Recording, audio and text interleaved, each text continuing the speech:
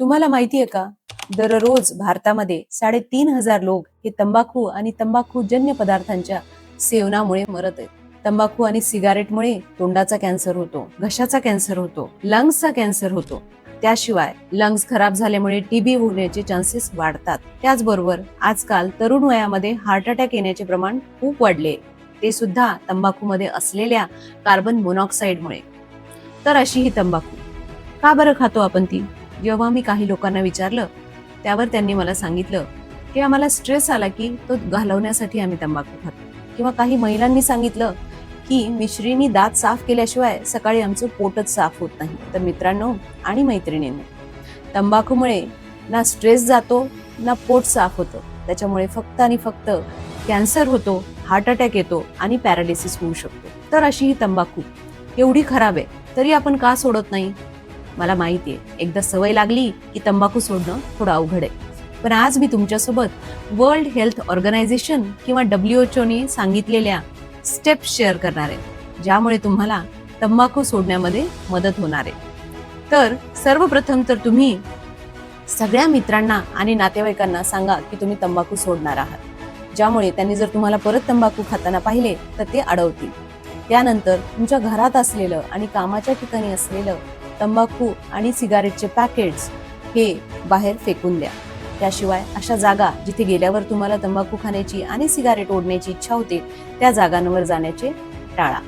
तुम्ही ठरवलं म्हणजे तंबाखू काही तुमच्याकडून एकदम सुटणार नाहीये, तिला तुम्हाला हळूहळू कमी करावी लागणार आहे. जर तुम्ही दिवसातून 5 वेळेस ती घेत असाल तर 4 वेळेस 3 वेळेस असं करत करत कमी करून हळूहळू तंबाखू किंवा सिगारेट आपल्याला बंद करावी लागणार.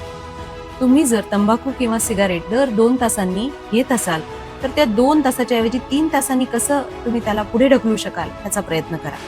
जेव्हा जेव्हा तुम्हाला तंबाखू खाण्याची इच्छा होईल तेव्हा डीप ब्रेथ घेणे, त्यानंतर ग्लास भरून पाणी पिणे, त्याशिवाय च्युइंगम खाणे, सोप खाणे, इलायची खाणे, अशा प्रकारे तुम्ही तंबाखू खाण्याची इच्छा दाबू शकाल. पण हे केल्यामुळे तुम्हाला तंबाखू सोडल्याचे विड्रॉवल सिम्पटम्स जसे की बेचैन वाटणे, रात्री झोप न येणे, चिडचिड होणे, डिप्रेस वाटणे असे होऊ शकते. असे होत असेल तर आजकाल मेडिकल शॉपमध्ये निकोटीन च्युइंगम किंवा निकोटीन पॅचेस मिळतात. निकोटीन च्युइंगममध्ये साधारण 2 मिलीग्राम एवढे निकोटीन असते.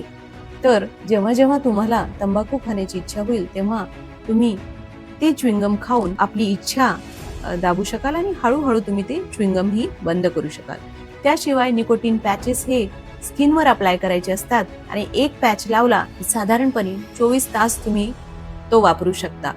एका च्युइंगमची किंमत ही साधारण 7 ते 8 रुपये आहे, तर एका पॅचची किंमत ही 100 रुपये आहे.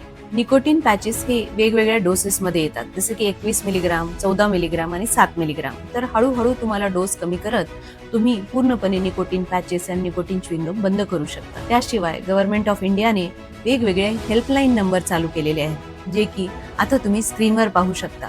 तेथे तुम्हाला काउन्सिलिंग मिळेल, मेसेजेसवरून ते सपोर्ट प्रोव्हाइड करतील, ज्याच्यामुळे तुम्हाला तंबाखू सोडण्यामध्ये मदत होईल. एवढे करूनही जर तुमच्याकडून तंबाखू सोडणे कठीण झाले असेल तर जवळच्या सायकियाट्रिस्टला भेटा किंवा सायकोलॉजिस्टला भेटा, काउन्सिलिंग घ्या आणि त्यांची मदत घ्या.